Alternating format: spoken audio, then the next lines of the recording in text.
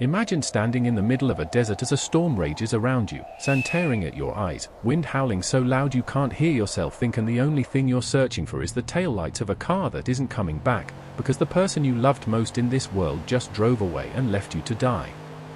That was the reality for one dog on a day that should have been like any other, except on this day, the man who had been her whole world made a choice that stripped away everything she ever believed about loyalty, about love, about what it means to belong to someone.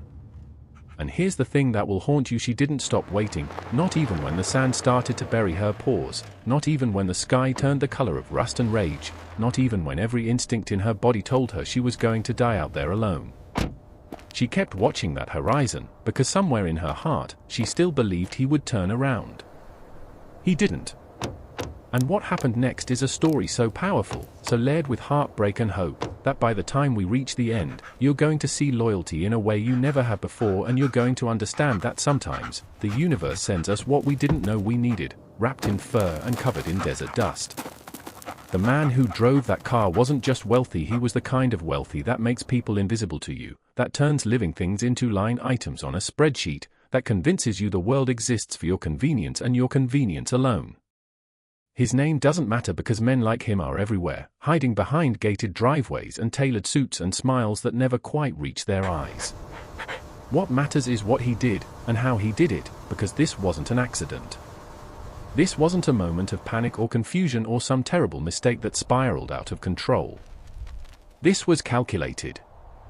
This was cold. This was a man looking at a creature who had given him years of unwavering devotion and deciding, in the span of a single breath, that she was no longer worth the trouble. See, the dog had gotten older. Her joints ached in the mornings now, and she couldn't run alongside him the way she used to when he took his jogs through his estate. She had started needing medication, needing vet visits, needing things that cost money. Not that money was the issue for a man who spent more on watches than most people make in a decade. The issue was inconvenience. The issue was that she reminded him of time passing, of things wearing out, of the fact that even the things we own eventually stop performing the way we expect them to. And so, on a day when his staff was away and no one was watching, he loaded her into the back of his SUV, drove 3 hours into the desert, pulled over on the side of a road that saw maybe one car a week, opened the door, and waited for her to jump out the way she always did, tail wagging, trusting him completely. Then he got back in the car and drove away. Just like that. No hesitation. No last look in the mirror. He just pressed his foot on the gas and vanished into the shimmer of heat rising off the asphalt, leaving behind a dog who had never known a single day without him, standing in the dust, watching her entire universe disappear. And you have to understand who this dog was to feel the full weight of what happened next. She wasn't some neglected animal who barely knew him. She was the dog who slept at the foot of his bed every single night, who positioned herself so she could see the door and protect him even while she dreamed. She was the dog who waited by the window every time he left, refusing to move until his car pulled back into the driveway, no matter how many hours it took. She was the dog who sensed his moods before he did, who curled up beside him during the low moments he never told anyone about, who loved him with a purity that humans almost never get to experience because human love always comes with conditions, with expectations, with memory of past wrongs. But not her love. Her love was complete. Her love was constant. Her love existed without any requirement that he earn it or prove himself worthy of it. She gave it freely, fully, and without reservation, and she would have done so until her last breath if he had let her. But he didn't let her. He threw it away like it was nothing, like those years of loyalty were worth less than the leather interior he didn't want her shedding on anymore. And now she stood there in the desert, watching the place where his car had been, and something in her broke. You could see it in the way her body shifted, in the way her ears slowly lowered, in the way her tail that had wagged for him 10,000 times went still. She didn't understand what had happened. Dogs don't process betrayal the way we do. They don't have the framework for someone they love simply choosing to stop loving them back. All she knew was that he was gone, and she was alone, and the world didn't make sense anymore. That's when the desert decided to show her exactly how dangerous alone really was. The wind started to shift first, picking up in gusts that swirled the sand into little tornadoes that danced across the cracked earth. The sky, which had been a harsh blue just an hour before, started to take on a yellow-brown tint, like something bruised and angry was rolling in from the horizon. Desert storms don't announce themselves politely. They don't give you time to prepare. One moment the world is still, and the next moment the air itself becomes a weapon, filled with particles that cut at exposed skin and reduce visibility to nothing. She didn't know what was coming because she had spent her whole life in climate-controlled rooms, lying on expensive rugs, watching storms through glass windows that kept her safe.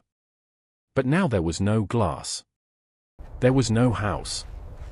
There was nothing between her and the sky except miles of empty land in every direction, and the storm was coming faster than she could run even if she knew which direction to go.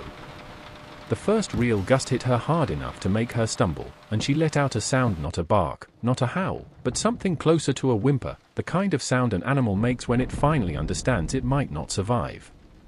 She tried to run, but where was there to go? Every direction looked the same. Every step took her deeper into nowhere. The sand was getting thicker in the air now, coating her eyes, filling her nose, turning the world into a wall of stinging dust that seemed determined to erase her completely. And she howled.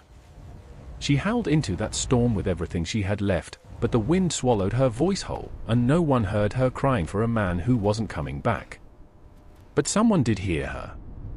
Or rather, something did. A tiny shape crouched low to the ground about 50 yards away, watching through the swirling sand with eyes that had learned to survive in conditions most house pets would never understand. This was a puppy, but not the kind of puppy you see in pet stores with clean fur and bright collars. This was a desert pup, born wild, raised by the land itself, no bigger than a loaf of bread but tough in the way only creatures who have never known comfort can be. She had been sheltering near a cluster of rocks when the abandoned dog stumbled into her territory, and instinct told her to run, to hide, to let this stranger face the storm alone while she protected herself the way she always had.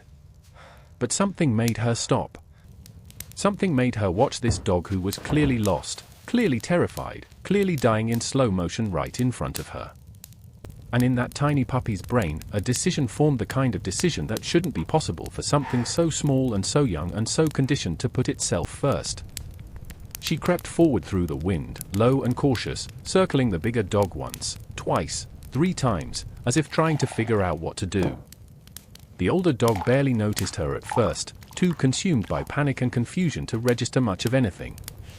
But when the puppy nudged her gently with her nose and then started moving, deliberately, purposefully, in a direction that led away from the worst of the storm, something in the older dog responded. Maybe it was desperation. Maybe it was instinct. Maybe it was the simple fact that any connection, even to a stranger, felt better than dying alone. Whatever the reason, she followed. And so began the most unlikely partnership the desert had ever seen: a small puppy leading a grown dog through a storm that wanted to kill them both. The journey was brutal. There's no other word for it. The wind was relentless, slamming into them from every angle, carrying sand that felt like tiny needles against their skin. The older dog kept losing her footing, stumbling over rocks she couldn't see, falling into dips in the terrain that appeared out of nowhere through the wall of dust. Every time she fell, the puppy would stop and look back, waiting, sometimes even circling back to nudge her forward again as if to say, "Get up, we're not done yet." The older dog's paws were bleeding within the first mile, raw and torn from ground that showed no mercy. Her eyes were nearly swollen shut from the sand. Her lungs burned with every breath because the air itself had become half solid. But she kept following that tiny shape ahead of her, that little body pressing forward with a determination that seemed almost impossible for something that weighed maybe 10 pounds and had no reason in the world to help her. What did the puppy get out of this? Nothing. There was no reward waiting, no instinct that said saving strangers was good for survival. If anything, slowing down for the bigger dog put the puppy at risk. But she didn't care. She had made her choice, and she was going to see it through, because sometimes loyalty doesn't need a reason. Sometimes it just exists, pure and unearned, given freely by creatures who understand something about love that humans spend their whole lives trying to figure out. They walked for what felt like hours but was probably closer to 40 minutes of pure survival, 40 minutes of putting one paw in front of the other when everything in their bodies begged them to stop. And then, through the chaos of the storm, a shape started to form in the distance.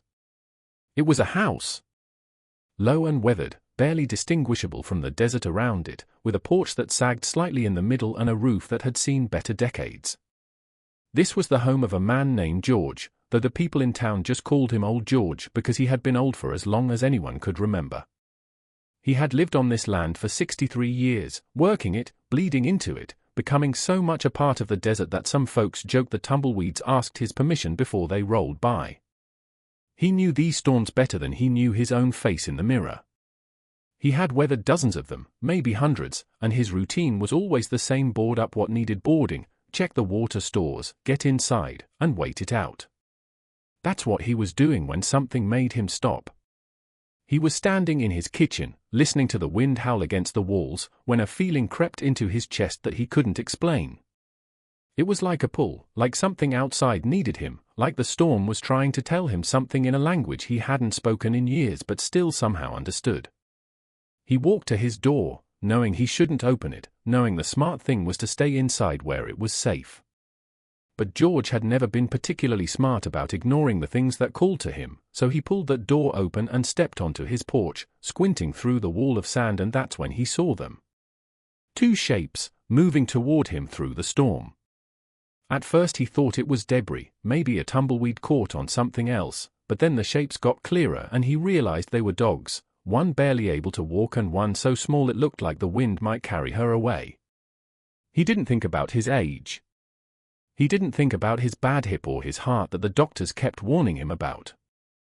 He just grabbed his coat off the hook by the door and walked straight into the storm to meet them halfway. When George reached those dogs, he dropped to his knees right there in the sand with the wind trying its hardest to push him over, and he wrapped his arms around both of them at the same time, shielding them with his body the way you'd protect something precious, something that mattered more than your own safety. The older dog collapsed against him, all the fight finally leaving her body now that someone was there to carry the weight.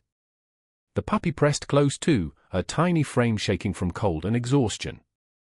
And George, this old man who had lived alone for years, who had stopped expecting anything from the world except hard work and harder weather, felt something shift in his chest as he held them.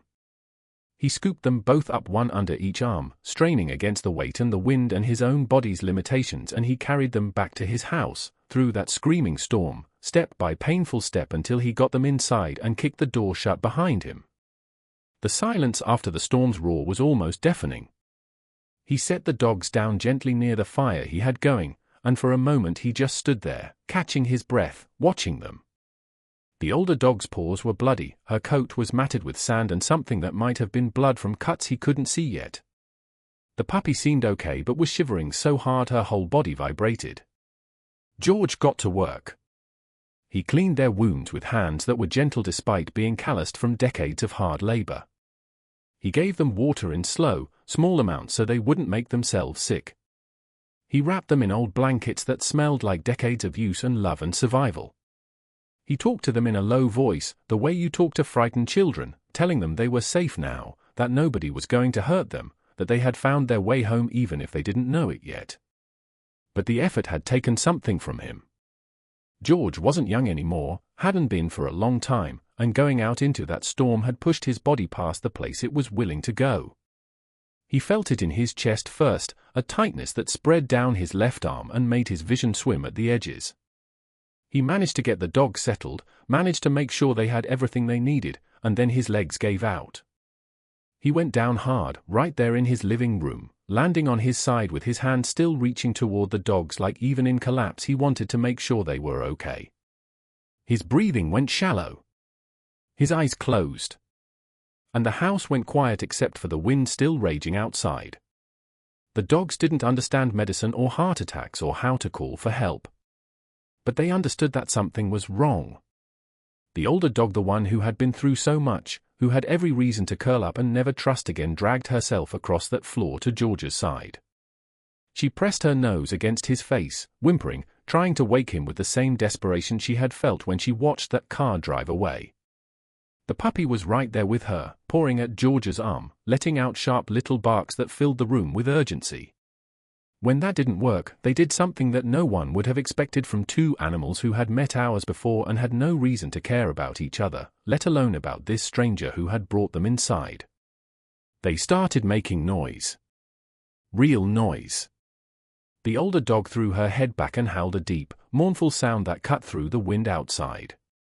The puppy scratched at the door, at the windows, at anything that might attract attention, barking until her small voice went hoarse. They did this for hours. They did this until the storm finally began to break and the world outside started to quiet down enough for sounds to carry. And as fate would have it, a neighbor, a rancher named Dale who lived about 2 miles down the road, was driving past George's place to check on damage from the storm when he heard it. Barking. Howling. Coming from inside George's house, which never had dogs and never had that kind of noise. Dale stopped his truck, walked up to the door, and knocked. When no one answered but the barking got louder and more frantic, he tried the handle, found it unlocked, and pushed the door open. What he saw stopped him cold. George lying on the floor, barely breathing, with 2 dogs standing guard over him like angels with fur. The ambulance came fast, faster than it usually did for places this far out in the desert, because Dale had made it clear on the phone that his friend might be dying. They loaded George onto a stretcher while the dogs watched, and here's the part that gets me every time. When the EMTs started to carry George out, the older dog tried to follow. She limped after them on her raw, wounded paws, whimpering, refusing to let him go alone the way she had been left alone.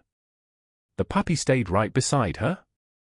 They had to gently put both dogs back inside the house before they could drive away, and Dale promised them, actually spoke to them like they could understand, because in that moment it felt like they could, that he would take care of them until George came back.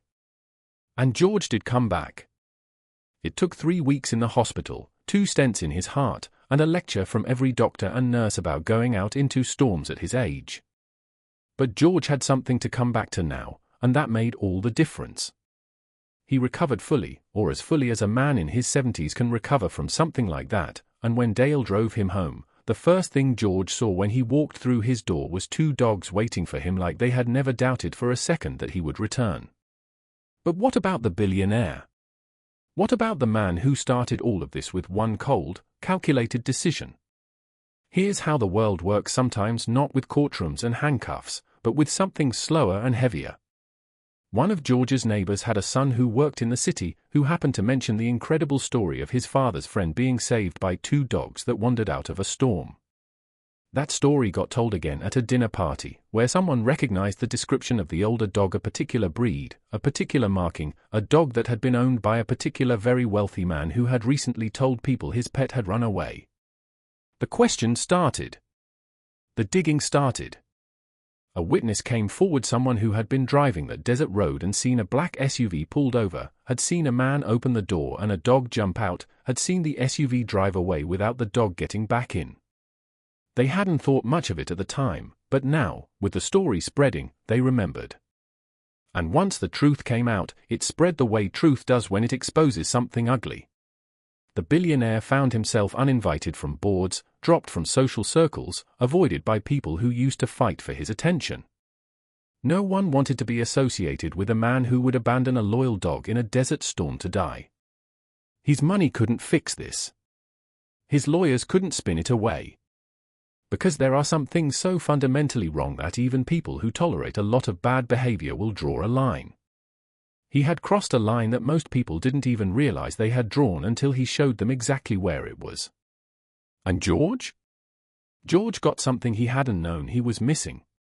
He got a family. The older dog, who he named Hope because she had kept hoping even when hope made no sense, became his constant companion. She slept at the foot of his bed the way she had done for another man who never deserved it, but this time she slept peacefully, because this time she was loved the way she should have been loved all along. The puppy, who George named Chance because sometimes that's all any of us get, one chance to make the right choice, grew up wild and free on that desert land, but always came home at night, always curled up by the fire, always stayed close to the man who had walked into a storm for her without asking anything in return. On warm evenings, when the sky turned that particular shade of gold that only desert sunsets know how to create, you could find George sitting on his porch with a cup of coffee that had gone cold because he had forgotten to drink it. Hope would be lying at his feet, her head resting on her paws, finally at peace. Chance would be nearby, probably chewing on something she shouldn't be, her eyes bright with the kind of joy that comes from knowing you're exactly where you belong. They had found each other, these three survivors, and in finding each other, they had saved each other in ways that went far beyond that one night in the storm. George used to joke that the dogs rescued him as much as he rescued them, but honestly, it wasn't much of a joke. It was just the truth. Because here's what this story taught me, and what I hope it teaches you: loyalty isn't about what someone can give you. It's not about convenience or comfort or what you get out of the deal. Real loyalty, the kind that matters, the kind that changes lives and saves lives and makes this world worth living in despite all the ugly parts, that loyalty doesn't check your bank account before it decides to stay. It doesn't weigh the pros and cons. It doesn't calculate whether you're worth the effort. It just shows up. It just stays. It just loves, completely and without condition, even when that love isn't returned, even when that love costs everything. And the people or dogs who know how to love like that are the real treasures in this world. The billionaire had more money than most of us will ever see, but he couldn't recognize treasure when it was sleeping at the foot of his bed. George didn't have much at all, but he understood something that all the money in the world can't teach you. He understood that loyalty given freely is the most valuable thing in the universe, and the only appropriate response is to give it right back. And that's exactly what he did, every single day, until the very end. Now I want to know what you think. Do you believe that animals choose their people just as much as people choose their animals? Do you think there's something inside dogs that knows who deserves their love and who doesn't? And what do you think about someone who could drive away from a creature who would have died for them literally, would have walked into a storm for them, would have starved herself to save him one meal, would have loved him until her last breath and asked for nothing in return? Drop your thoughts in the comments, because I genuinely want to hear them, and I read every single one. And if this story moved you the way it moved me, please share it with someone who has ever loved an animal with their whole heart, or someone who needs to be reminded that loyalty, real loyalty, never asks what you can afford, never checks your resume, never cares about your job title or your net worth. It just shows up. It just stays. And it just loves. That's what Hope and Chance taught George. That's what George taught them right back. And now, maybe, that's what they've all taught us too.